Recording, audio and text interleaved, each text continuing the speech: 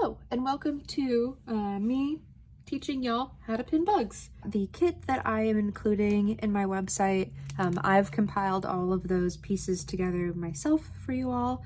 It will have a board, and then it will also include 3 assorted butterflies, the tweezers that you need. I am actually using a pair of tweezers that I hate using, and I actually bought myself a new pair of tweezers, the exact same ones that will be in your kit, because they are much better than the old ones that I've been using. It will also come with insect pins and a few pieces of paper that I've cut out. If you need more pins, I have pins linked on my Amazon storefront, as well as a couple other basic beginner insect and oddities supplies, I guess I should say. So as far as a hydration chamber goes, I prefer the easier method. It's just a piece of paper towel,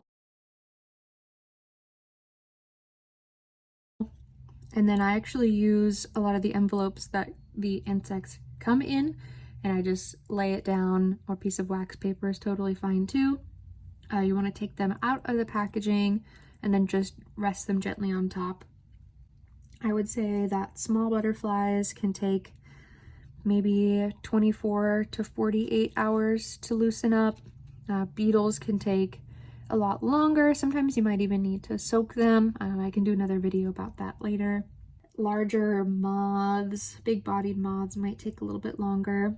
This is just where I put my bugs in the fridge for about, I usually do 48 hours just to be safe. I just have a little lid here. And yeah, I'm gonna start out with this Io moth. It's gonna be almost exactly the same for moths versus butterflies.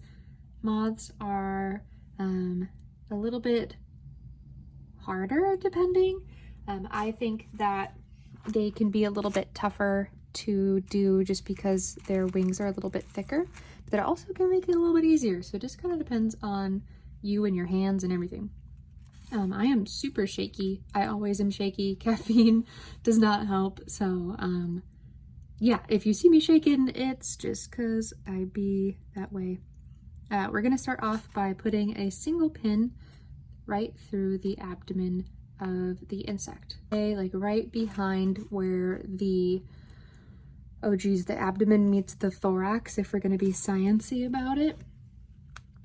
And I can't really see what I'm doing because my phone's in the way, so that's also really fun. And you're gonna place it right in the center of your groove. This groove helps the body sit into the foam, and the wings can rest a little bit on top of the foam. That way you don't have weird kinked wings from them sitting weird. Okay, so this moth in particular was hand raised by somebody else, so there are some imperfections in the wings, and you know what? I think that that is totally fine. I think that that's kind of cool. So that's why I don't like using these tweezers, is because they're too blunt, so you can't actually get underneath the wings. So a lot of times I use super pointy tweezers, and I wouldn't recommend using super pointy tweezers as a beginner, just because you can run the risk of piercing the wing as you pin it, and that's not ideal, I guess I should say. So you may notice that when I pull the wing, the body of the moth moves, and that can happen. It's totally fine.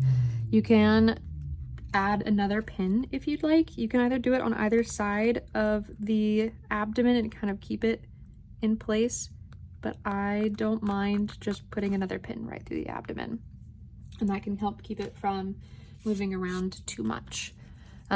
With butterflies, where they have really long, slender abdomen, it is a little bit easier to place 2 pins on either side to keep it more stable, but with moths it's a little bit trickier because they be chonky.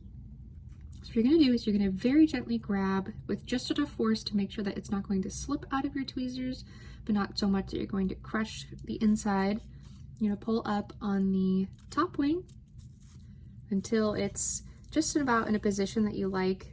There's a lot of different posing, I guess, options for people. One I prefer is a little bit more natural. It's where their wings aren't super separated here. They're a little bit moist because I left them in the hydration chamber too long. There's scientific, which I tend to stray away from because it is really purely for science. They pull the wings so far apart that it looks a little unnatural to me, but that's just so they can see the entire wing surface of both wings. So, you know, it's done for a reason. And then the resting pose where, like, for example, it would be to mimic how the moth would be resting in real life. So it'd be about like there. But I just like to do kind of a neutral pose. And then you'll be taking your pins and pushing through the paper and into the styrofoam. You don't want to be piercing the wing, but you want to be as close as you can. And I know a lot of people use a lot of pins, and I know some people who use as few pins as possible.